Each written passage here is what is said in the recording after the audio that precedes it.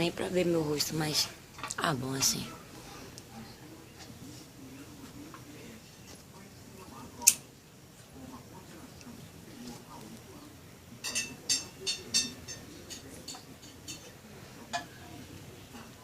Eu falei... Moisés, pede pro pai do Benjamin dar um pacote de fumo. Aí ele... Pai, dá um pacote de fumo pra mãe. Ele pega um resto e ainda fala um monte de coisa pro Moisés. Eu tava falando pra ele. Eu digo... Tu tá reclamando do pouco de fumo, tá ficando doido, é? Eu digo, tu sabe como é que se planta tabaco? Tu não sabe. Tu sabe, no tempo do cruzeiro, quanto era uma libra? Tu não sabe. Então coloca o valor do cruzeiro em cada libra e coloca o meu sacrifício. Que tu vai ver que é totalmente diferente das minhas partes íntimas. Se as pessoas fossem mais inteligentes e eu querer saber o tamanho do... Desde quando eu tinha 7 anos, que eu comecei a trabalhar, de 7 anos até quase 18 anos. Que foi o tempo que eu vim de lá do Valparaíso, que a Laurina nasceu. Laurina nasceu, peraí, eu engravidei, eu me casei com 15 anos e... 15 anos. A Laurina nasceu, ia completar 16 anos. Foi com quase 18 anos.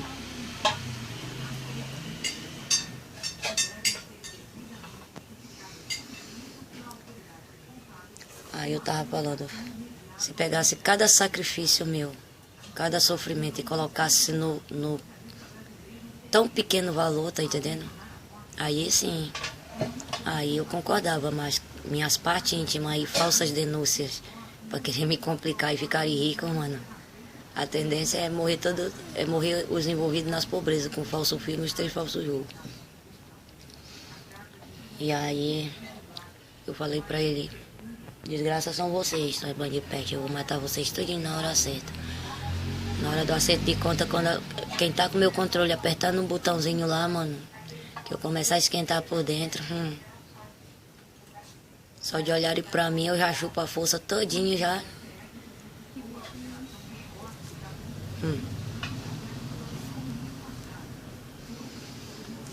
Nem a máquina do futuro, que eu abri o futuro, nem a máquina do futuro tem controle sobre mim, senão eu já tava morta. Imagine a falsa internet da Ivone e o falso sistema aqui dessa área. Não tem controle sobre mim nem com nojo, mano. Quem tá com meu controle, tá com controle positivo no comando verdadeiro, tá entendendo? A máquina que eu sou programado não é a máquina do futuro, não. Não é as falsas máquinas que montaram aqui na Terra. Se fosse, eu já tava morta, né? Aí eu tava falando pra ele, eu digo, ó, tu sabe quantos moles se forma uma roupa de tabaco? São 4 moles. Se tu for comprar 1 libra, aí tu vai comprar 1 libra, 2, 3, 4, até finalizar a ponta do mole de tabaco. Aí tu sabe o valor, que naquele tempo do cruzeiro era 1 libra, não sabe? Imagine chegar no final da ponta do mole. É que nem nós estamos no meio do fogo cruzado, né? Ele não sabe.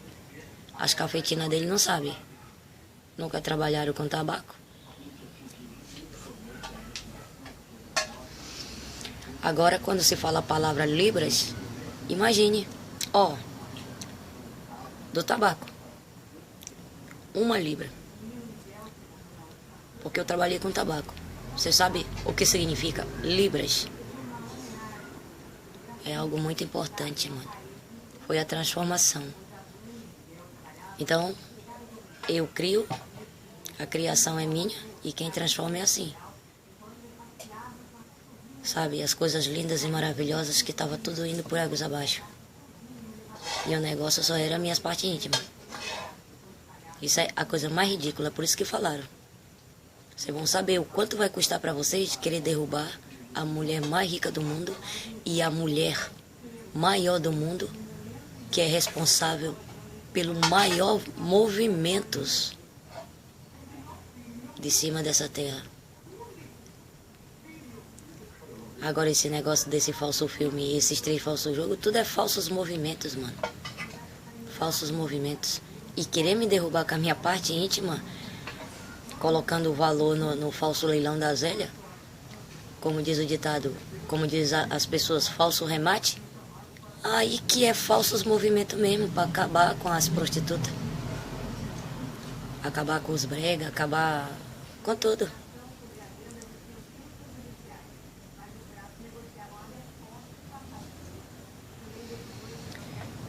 Eu perguntei pra ele, tu sabe que naquele tempo do cruzeiro, quanto custava uma roupa de tabaco?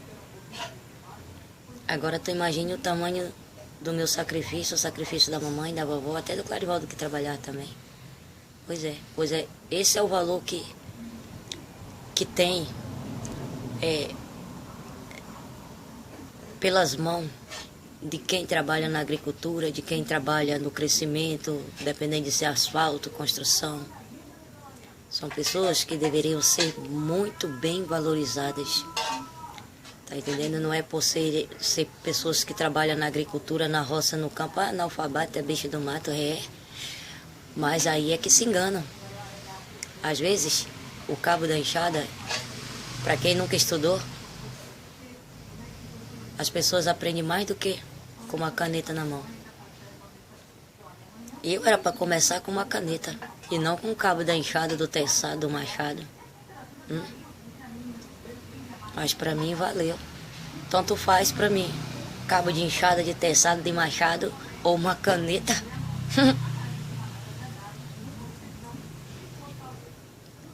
Eu vou rápido, mano.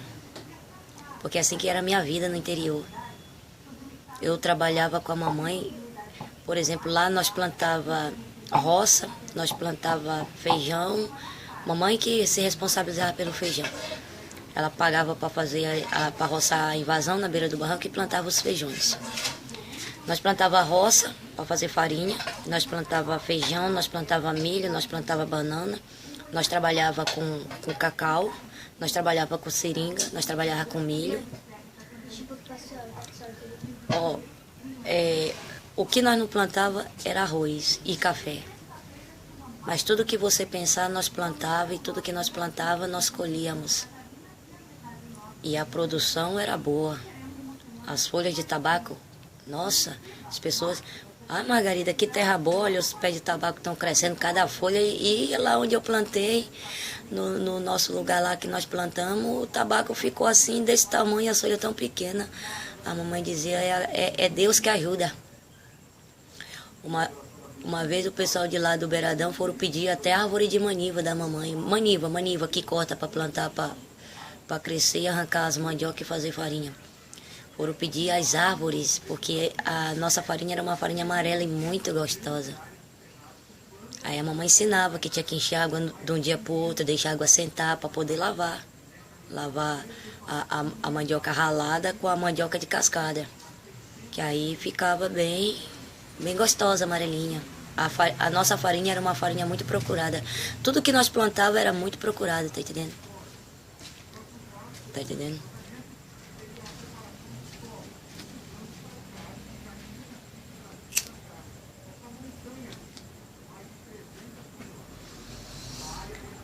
Mamãe, bastou uma vez me chamar, daí a senhora, mamãe.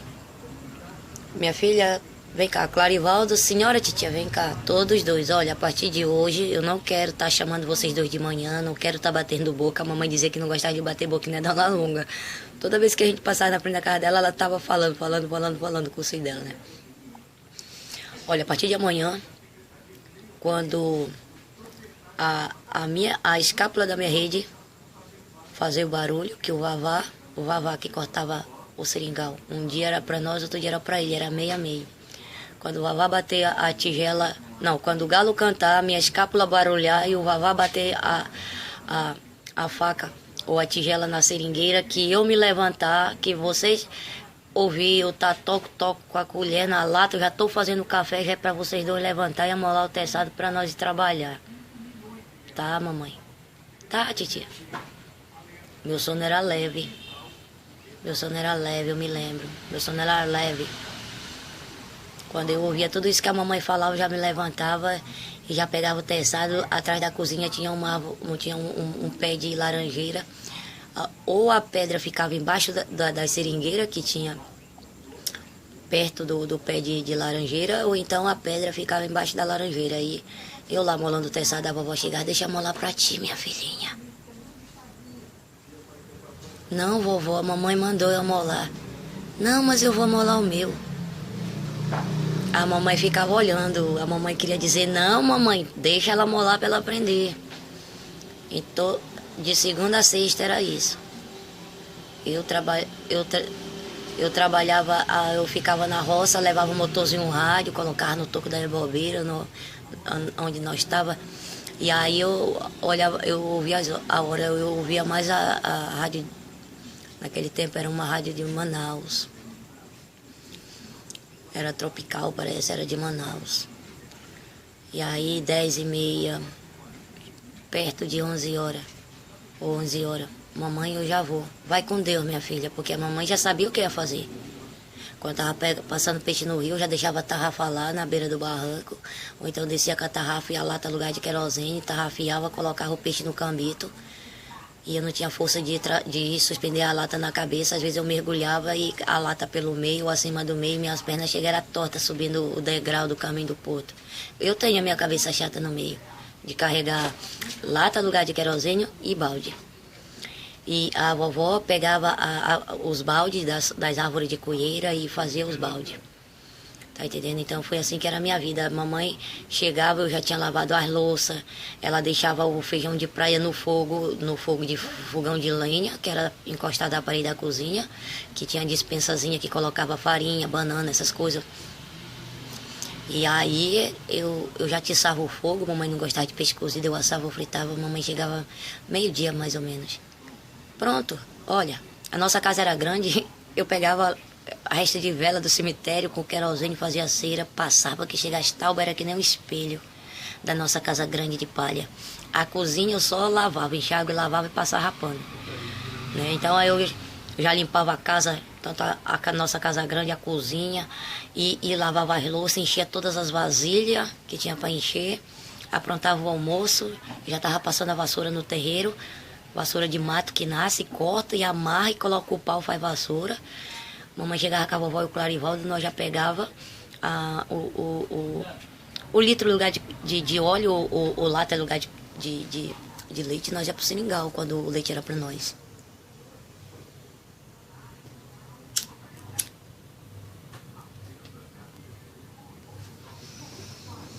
Quando nós chegava do seringal, mamãe tinha 2, 3 taubas, colocava no sol. Separava o leite para coalhar, para fazer borracha para vender, e litro e meio era para fazer as capas. Passava o leite na tauba, e enquanto isso nós íamos almoçando, e ela passava 3 ou 4 vezes, era o suficiente para fazer a capa, para encapar o molho de tabaco. Uma tauba você risca com a faca bem no meio, dá de encapar. Dá de passar a primeira parte e depois a segunda. Tá entendendo? E aí nós comíamos, o descanso era 25 minutos. Minha filha, olha, vamos pro seringal, vamos roçar os pés de seringueira, vamos roçar os pés do cacoeiro. Quando nós for para apanhar cacau tá limpo, quando nós for juntar seringa tá limpo, mas, por causa de tucandeira. Mas os carapanã não afastava, porque a seringueira que era lá em cima, que tinha que usar a luminária, tinha que ficar com as pernas aguentando um monte de carapanã nas costas, na perna, e encaixando a tigela na luminária e descendo devagar, porque se cair na cabeça da gente, mano, pode ter certeza, vai ter que cortar o cabelo todinho. E aí eu levava o motor rádio, pendurava no galho do cacoeiro e vapo no pariri. Mamãe, minha filha, tu é ligeira, né? Até para arrumar as folhas de tabaco. Sempre fui acelerada, sempre fui ligeira para fazer as coisas. Eu tinha hora para trabalhar, mas não tinha hora para comer, assim que era nós lá. Tá entendendo? Não tinha hora para nós trabalhar, mas para comer não tinha. E tinha que comer o que tinha. Tá entendendo? Aí era 25 minutos só de descanso. E vapo, e roça pariri, roça, porque na época de apanhar os cacau, mamãe tirava os talos e fazia o suco, que é o vinho. E os caroços eram tudo espalhados numa canoa velha, na gamela, na tauba, qualquer coisa para secar para mamãe vender também. Porque no tempo que o tio Didi era patrão da mamãe Margarida, o irmão do pai da mamãe, que é o Diquinho Breves, o dono da fazenda Barreirinha, ele comprava semente de seringa. Nós ajuntava, eu era pequena, mas eu ajudava a juntar. Né? Eu até aprendi um jogo para jogar com as sementes de seringa, jogar para cima e ia parar e ia parando, colocando nos litros de lugar de óleo, lata lugar de querosene, lata lugar de leite. Jogo. Tá entendendo? Jogo das sementes de seringa.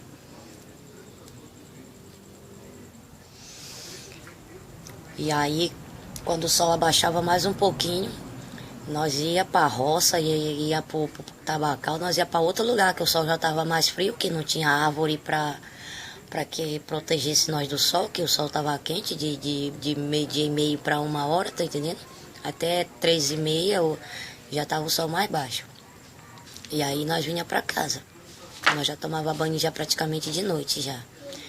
Todo o tempo foi assim a minha vida. E eu me conformava com a mamãe, assim, de ano em ano que ela me levava em festa, depois que eu já comecei a dançar. Né, eu tinha o quê? De 11 anos mais ou menos. 11 anos mais ou menos. 10, 11 anos.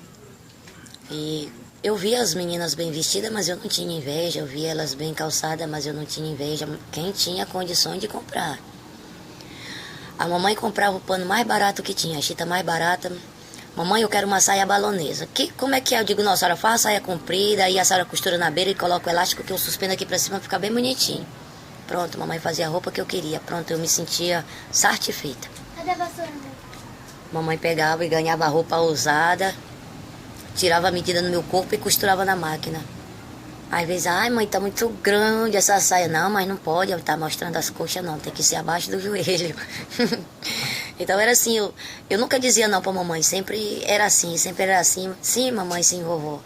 Tá entendendo? Então assim, eu fui uma filha pra mamãe que se ela falou pra me casar com o Juscelino, não foi de mau gosto não. Ela tinha feito um acordo com ele, só que ele quebrou o acordo depois que casou comigo. E também eu fui uma boa neta pra vovó, tá entendendo? Por isso que me considerava o braço direito.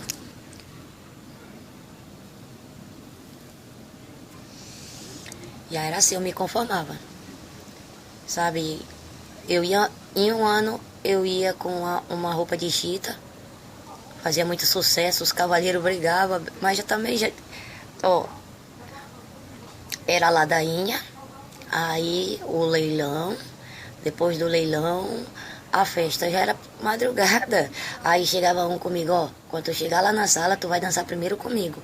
Mas aí o cara já tava bêbado. Quando chegava lá que eu me sentava no banco, tocava a música, aí lá vem um me tirar, o bêbado chegava lá e outro me tirando, a mamãe dizia, não, ela não vai dançar com nenhum. Ela vai ficar aqui. E eu não podia dançar, por exemplo, se tocasse uma música eu dançasse com um cavalheiro, tocasse outra, dançar com o mesmo cavalheiro, não. Eu tinha que dançar com todos os cavalheiros que me tiravam para dançar. Não podia dançar duas partes encarreadas só com... Nem com o Juscelino a mamãe deixava dançar duas partes encarreadas.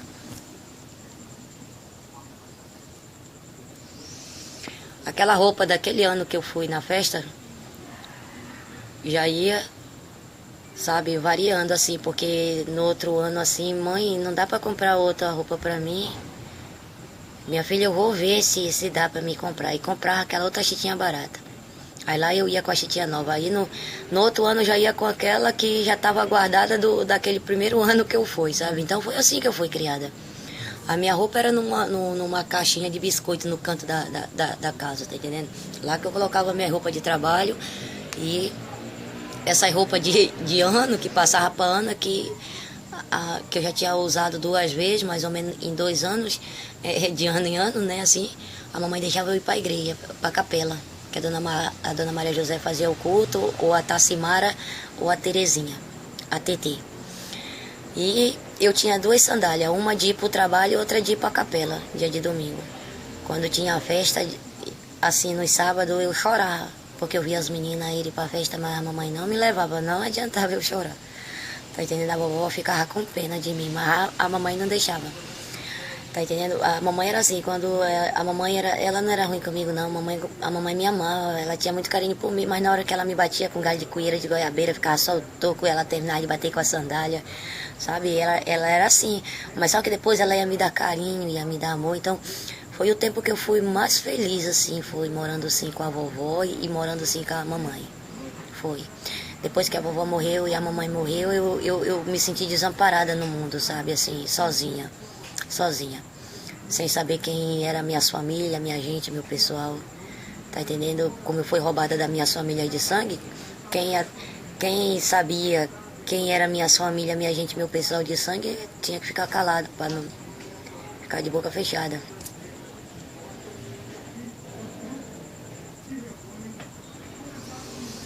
Tá entendendo? Então foi assim que eu fui criada, no trabalho, no sacrifício.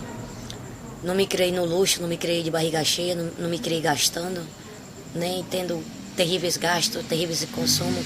Então é por isso que o direito é meu, não tem como assumir o meu lugar, não tem. Só se sofreu tanto que eu sofri, tá entendendo? E depois que eu conheci o pai do Mateus, eu sofri por dois motivos que nem falaram. As pessoas achavam que eu era bonita e muito rica. Mas não que eu tivesse feito maldade para as pessoas. Tá entendendo?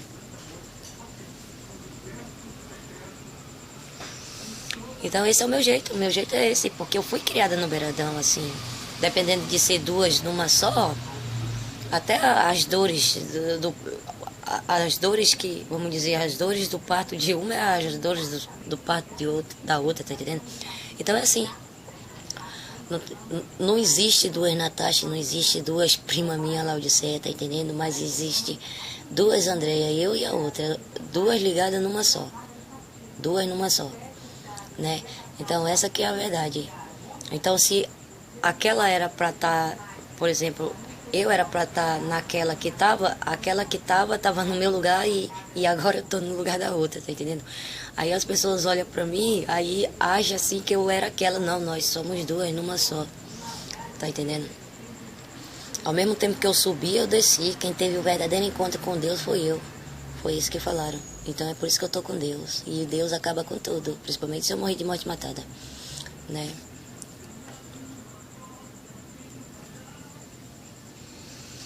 Então por quê? Porque meu sofrimento ele foi tão grande que chegou até aos céus. Meu sofrimento foi tão terrível que chegou até a Deus. Eu sofri, meu sofrimento com a Vila Vitória na barriga foi tão grande que doeu até a Jesus. Jesus cuidava da Vila Vitória na minha barriga e de mim.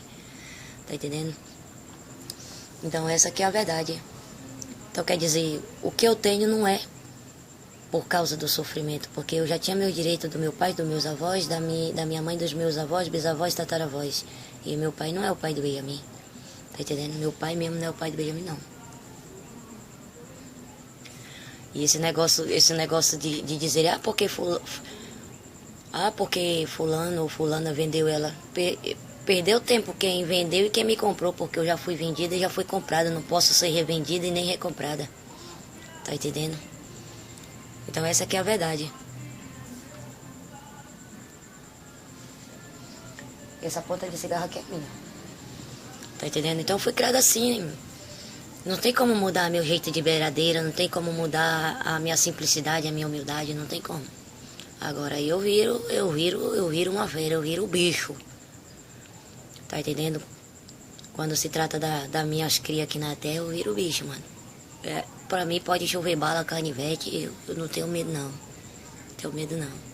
Meu pai que me preparou, que foi um cientista que era um deus na terra, o pai do Benjamin é falso ator, falso cientista, então não foi ele que me comprou e nem me preparou, senão ele tinha amor por mim. Meu pai que me preparou, ele quando me mutilou bebezinho, ele quando me preparou foi justamente para mim não ter medo nem da morte. Se ele falar, tu vai lá no inferno e volta sem um fio de cabelo, eu tenho que entrar no inferno e sair sem um fio de cabelo. Aliás, eu tenho que entrar no inferno e voltar sem um fio de cabelo arrancado da minha cabeça. Tá entendendo? Então essa que é a minha verdadeira história, né? E eu fui criada assim que eu fui criada.